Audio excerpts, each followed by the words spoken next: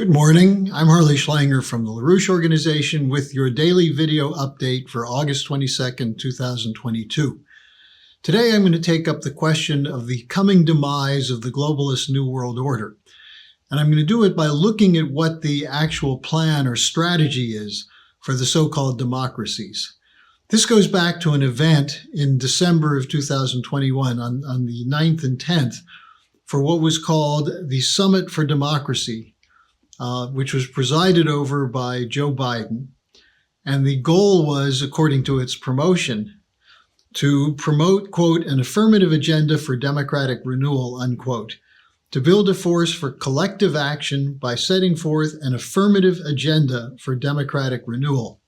Now, keep in mind, this was just at the time that President Putin was demanding negotiations for security for Russia, a national security interest which he explained was threatened by the expansion of NATO, by the threat to bring Ukraine into NATO, the pushing of weapons systems into Ukraine, and the escalation of Ukrainian government assault against the Russian civilian population in the Donbass.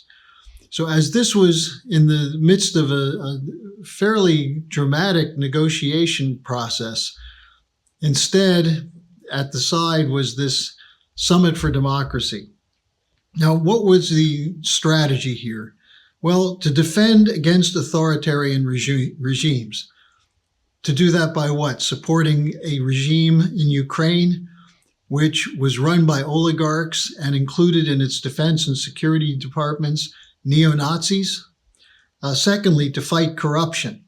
This in a country which has been identified as one of the most corrupt in the world. And to promote respect for human rights. How? Through sanctions which kill children. So you can see the hypocrisy in the attempt to divide the world into the so-called democracies versus the authoritarian regimes. Now, the top priorities set forth included combating disinformation, strengthening election integrity, and supporting a free and independent media.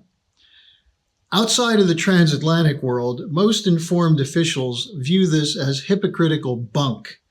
It's an agenda to increase the power of the unipolar superpower through elimination of national sovereignty, through moves toward a global central banker's dictatorship called the Great Reset, through an imposition of an anti-growth plan for population reduction called the Green New Deal, narrative control through lies and censorship, the use of soft power, that is hybrid warfare or information warfare, to intimidate populations from speaking out against this agenda, a policy of regime change, coups, and color revolutions to knock out governments which refuse to go along with this agenda. And finally, launching of actual war, led by a U.S. U.K. NATO powers using proxy warfare, as in the case of Ukraine, where it's the Ukrainian people and nation which is taking the brunt of the suffering, but also to escalate against China using Taiwan as a similar choice for proxy warfare. Now, as for fighting corruption, billions of dollars are going to Ukraine with no accountability. When Senator Rand Paul called for a special office to look into where the money was going, it was voted down.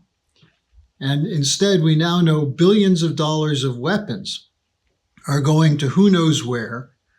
Money is unaccounted for, as it was before in Iraq and Afghanistan.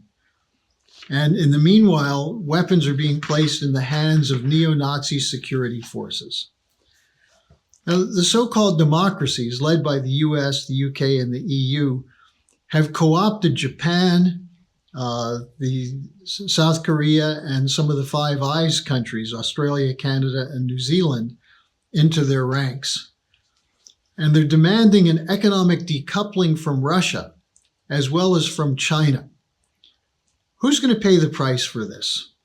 Well, so far, the people of the so-called democracies are probably paying a bigger price than the targets, especially in the case of Russia. Why? Because of the economic blowback, the supply chain issues, the shortages, energy shortages, inflation. All of this is being blamed on Putin when it's caused by the policies of the leaders of the so-called democracies themselves. And it's their failed policies which are now rebounding in escalation. And we see this with the fuel shortages, especially the discussion of fuel poverty in the United Kingdom, food shortages, and so on. And it's also a policy of permanent war and permanent warfare austerity in those regimes which are funding the warfare.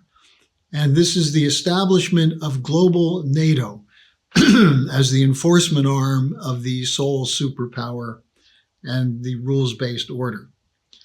Now, this is creating an interesting polarity in what is supposed to be a unipolar world in defense of a so-called rules-based order, the rules of which are made by the sole superpower.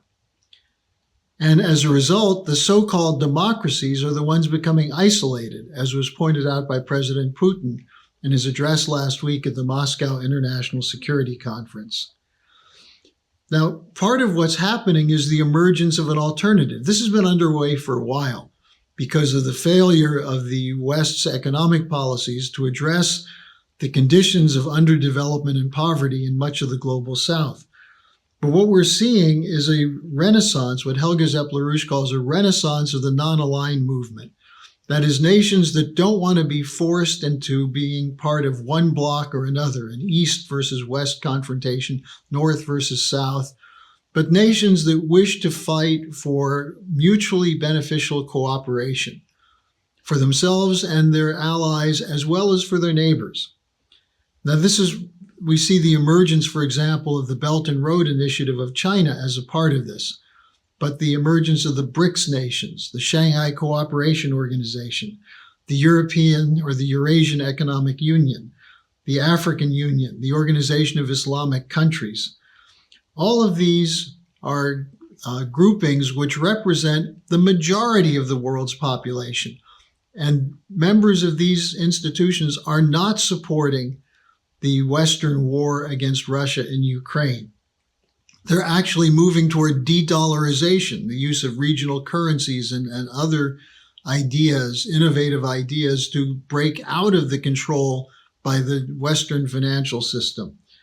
They're calling for using these new banks like the Shanghai Cooperation Organization Bank or the BRICS Bank to fund real economic development, not debt repayment. And they're rejecting the green policies which are intended to keep their nations permanently poor. And so we're seeing motion toward a new financial system. So the so-called democracies are facing a situation in which their economies are collapsing. Their ability to loot the formerly colonial world is being dramatically reduced by opposition, especially the Russia-China alliance. And we're seeing a move toward the kinds of policies, development policies, presented over the years by Lyndon LaRouche in his call for a new Bretton Woods, which would include fixed exchange rates, long-term investment in physical economy, and a rejection of the free trade, free market policies of the anti-sovereign world order of the leading powers. And who are the leading powers protecting in this? The global banks, the global financial cartels, the cartels in big pharma, the cartels in the grain and raw material sector. Those are the ones that benefit from this globalist new world order. Instead, we're moving toward a world order of beneficial cooperation. And this is the long-term goal that Lyndon LaRouche started working on back in 1970 at the point at which the Bretton Woods system was taken down by these globalist institutions. So the question is, what will the citizens of the West do? Will they continue to tolerate the destruction of their economies and their loss of freedoms? Or will they join with the rest of the world seeking a new global financial architecture and security architecture? On September 10th and 11th, the Schiller Institute will be sponsoring a conference to take up these themes under the title Inspiring Humanity to Survive the Greatest Crisis in World History. I'll place a link at the bottom of the description section of this update for you to register. And I would encourage you not just to register for yourself, but to share this and get your friends to register, get your neighbors, get your coworkers, and everyone you know. Because this is a fight that's not going to go away and will get more intense and more dangerous until we finally take power out of the hands of these insane globalists and return it to the citizens of Republican nation states, sovereign states, who see their future as cooperating with the rest of the sovereign states in the world, as opposed to being in a permanent state of chaos and war. Thanks for joining me. I'll be back again tomorrow.